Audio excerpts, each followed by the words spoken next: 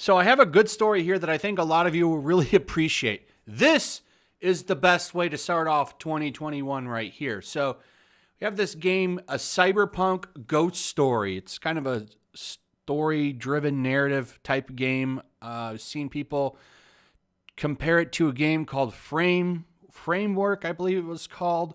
You can go on Steam and you can check out the trailer yourself. It's on Steam right now. It's coming to Switch January 7th. And I would suggest checking it out because they have the right attitude that a lot of developers should have. What is that? Well, I'm about to go into that. So it's a Cyberpunk style game. Anybody, and I'm sure there's a lot of people that have been exposed to Cyberpunk 2077. This gives you an idea of what to expect from a style like that. So this game's coming to Switch. Naturally, as you can see from the chest area of this female character, a lot of people aren't digging that. So here's just one response that I'd like to show you. This is from Nintendo Life, and they posted this tweet. A Cyberpunk ghost story will be haunting the Switch soon. And then we have a Twitter Puritan come in and say, this is just unbelievable. What is wrong with you, Nintendo? She was properly ratioed, by the way. Now, here's the thing. People aren't going to be okay with this. They want to play the game.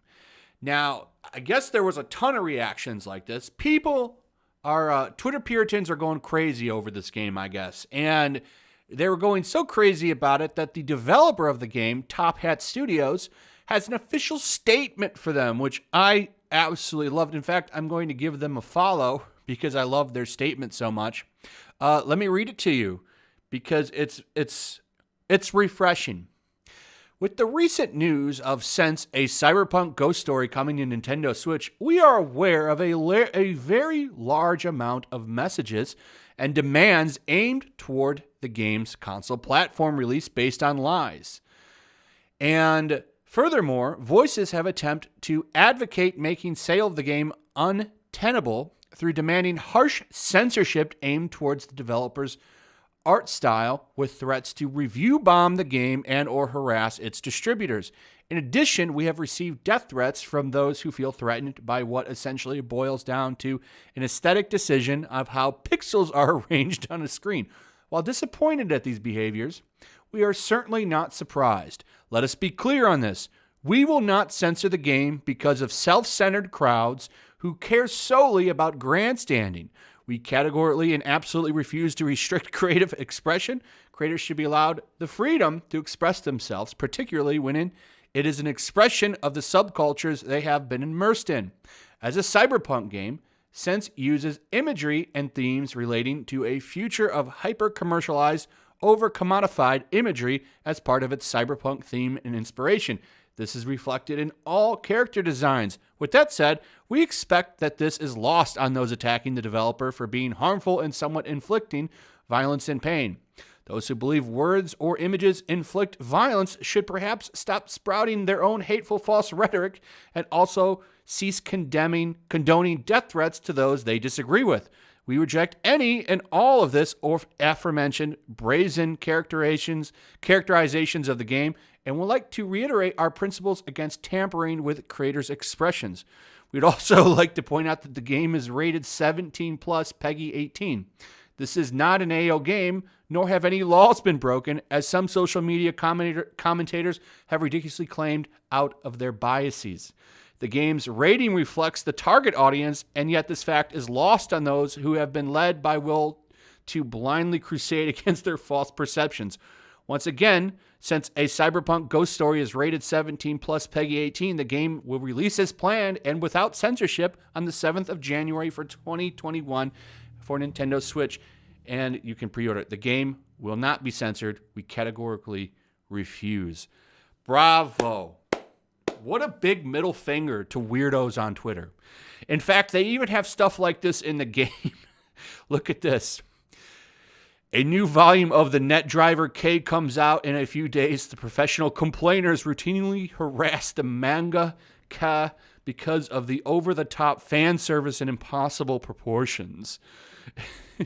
And the saddest part is, this loud minority never actually puts their money where their mouth is. Once they get their way, target destroyed, new target found, cycle continues. That is lovely. No matter what happens in the world, good manga is always a constant. How lovely. I gotta tell you, what a great response. What a great response to this kind of nonsense right here. I don't think I've ever seen a studio be so bold towards the Twitter Puritan weirdos.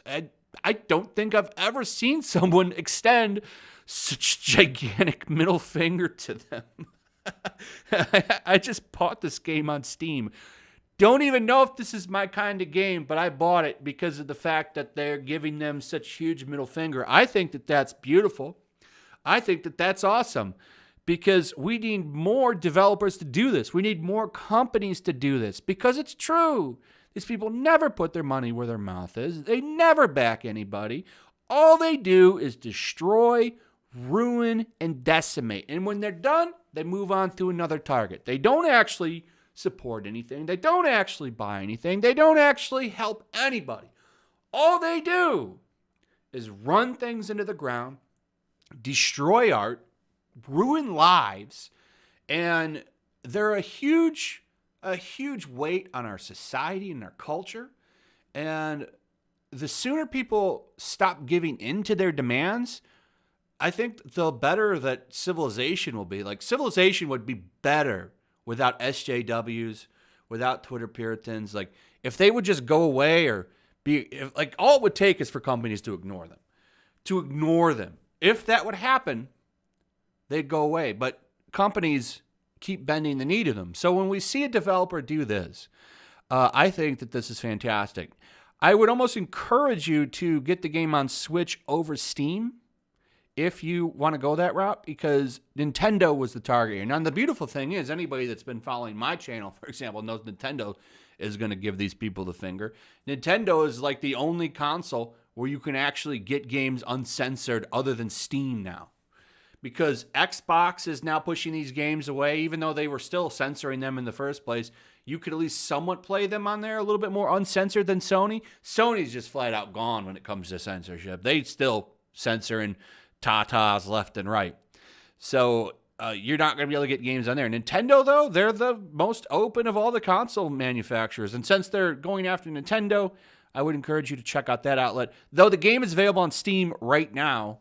That's where I just bought it. If I like it enough, maybe I'll get it on Switch as well. But yeah, check out this game. At least go watch the trailer over on Steam and see if maybe it's for you, because I do think that this kind of behavior should be rewarded for sure.